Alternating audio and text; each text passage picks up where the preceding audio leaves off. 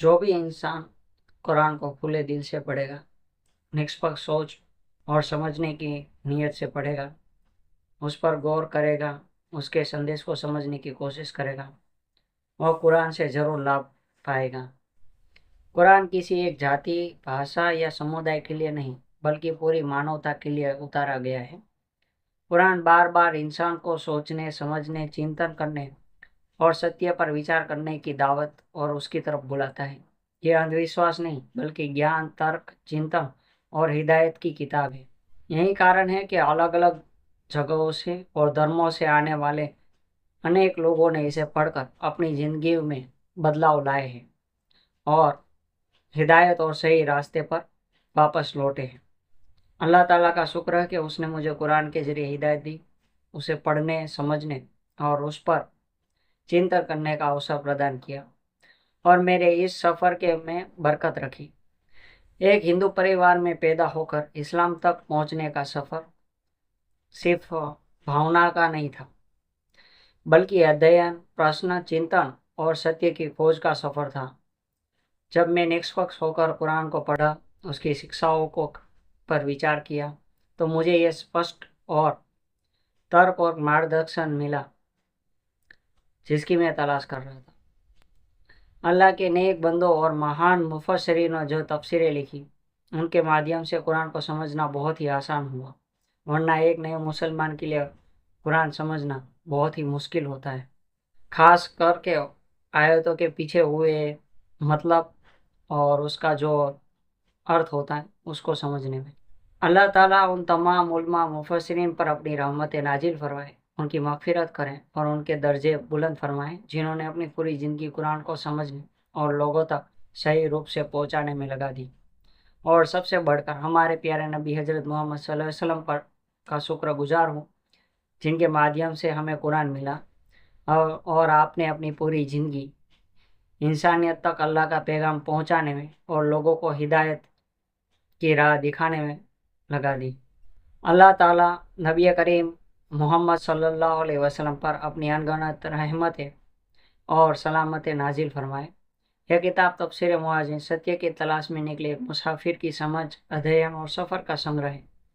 ये तफसीर केवल भावात्मक अनुभव नहीं, बल्कि अध्ययन, चिंतन, तर्क, प्रश्न और समझ का परिणाम है। इस सफ़र में कुरान की आयतों पर गहराई से विचार किया गया, विभिन्न तफसीरों के स्रोत का अध्ययन किया गया और यथासंभव सत्य के निकट पहुंचने का प्रयास किया गया। इस किताब का उद्देश्य केवल विचार थोपना नहीं, बल्कि लोगों को कुरान को स्वयं पढ़ने, समझने और निष्पक्ष होकर उस पर विचार करने की प्रेरणा देना है, क्योंकि सत्य से वही लाभ उठाता है जो ईमानदारी और खुले दिल से तलाश करता है। मेरा नाम महमूद है। इस्लाम कबूल करने से पहले मेरा नाम मेहुल था, बाज़ लोग राहुल नाम से भी जानते हैं। मेरा बचपन हिंदू धार्मिक माहौल में गुजरा और मेरे परिवार का कुरान से कोई या इस्लाम से कोई खास संबंध नहीं था। मैं कोई आलिम, मुफस्सिर या इस्लामी विद्वान नहीं हूँ।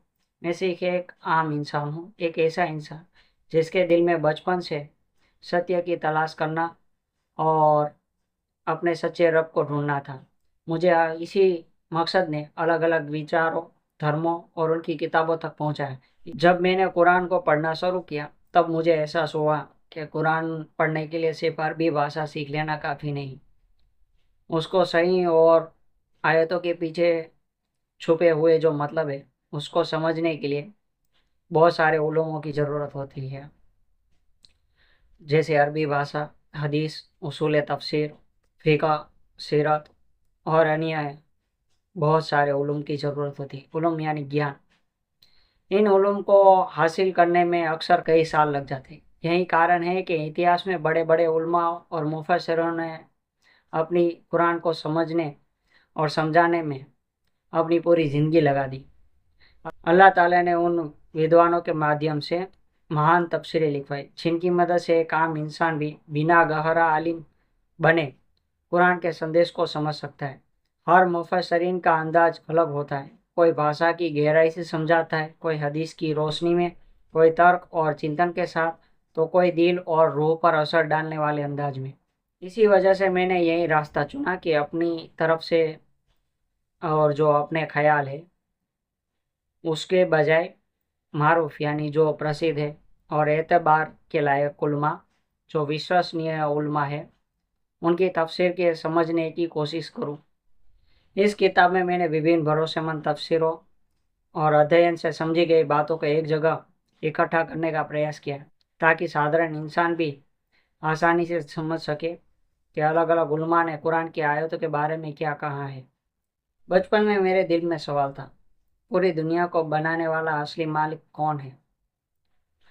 لوگ اسے الگ الگ نام سے پکارتے ہیں، اللہ، ایشور، گاڈ، لیکن ستیہ کا ایک ہی ہے یا پھر ستیہ کئی اور بھی ہے؟ یہی سوال مجھے ایک لمبے سفر پر لے گئے۔ میں نے کسی ایک دھرم کو مان کر اپنی کھوج شروع نہیں کی بلکہ ستیہ کو تلاش کرنے کی نیت سے ادھین شروع کیا۔ یہ ایک ایسا سفر تھا جس میں بھاونائیں تھی، ترک بھی اور ستیہ کو جاننے کی گہری پیاس بھی تھی۔ دھیرے دھیرے میں نے الگ الگ دھرموں کو سمجھنے کی کوشش شروع کی، ان کی دھارمک پستکوں کو پڑھا، ان کے اتہاس، مانیتاؤں اور وگیان سے جڑے دعووں پر وچار کیا۔ میرا ادیشیہ کسی دھرم کا ویرودھ کرنا نہیں بلکہ نشپکش ہو کر ستیہ کو تلاش کرنا تھا۔ اسی دوران میں نے ویدوں کا ادھین کیا، اپنشدوں کو دیکھا، بائبل کو سمجھنے کی کوشش کی، تورات اور انیہ دھارمک سروتوں کے بارے میں جاننا شروع کیا۔